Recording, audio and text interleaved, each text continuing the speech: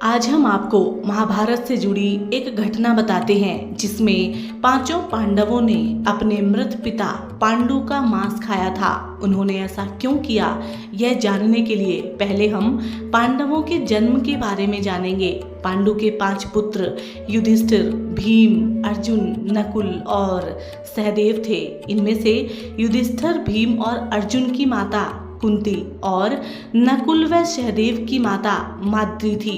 पांडु इन 5 पुत्रों के पिता तो थे ही, पर इनका जन्म पांडु के वीर्य तथा संभोग से नहीं हुआ था, क्योंकि पांडु को शाप था कि जैसे ही वो संभोग करेंगे उनकी मृत्यु हो जाएगी। इसलिए पांडु के आग्रह पर यह पुत्र कुंती और माद्री ने भगवान का आवाहन करके प्राप्त किए थे।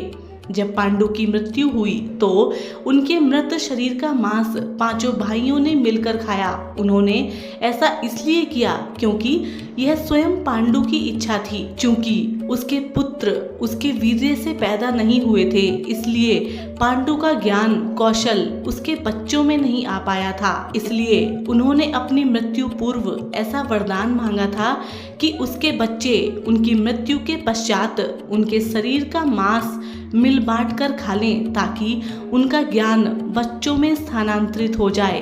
पांडवों द्वारा पिता का मांस खाने के संबंध में 2 मान्यताएं प्रचलित हैं। प्रथम मान्यता के अनुसार मांस तो 5 भाइयों ने खाया था, पर सबसे अधिक हिस्सा सहदेव ने खाया था, जबकि एक अन्य मान्यता के अनुसार सिर्फ सहदेव ने पिता की इच्छा का पालन करते हुए उनके मस्तिष्क के 3 हिस्से खाए। पहले टुकड़े को खाते ही सहदेव को इतिहास का ज्ञान हुआ, दूसरे टुकड़े को खाने पर वर्तमान का और तीसरे टुकड़े को खाते ही भविष्य का। यही कारण था कि सहदेव 5 भाइयों में सबसे अधिक ज्ञानी थे और इससे उन्हें भविष्य में होने वाली घटनाओं को देखने की शक्ति मिल गई थी।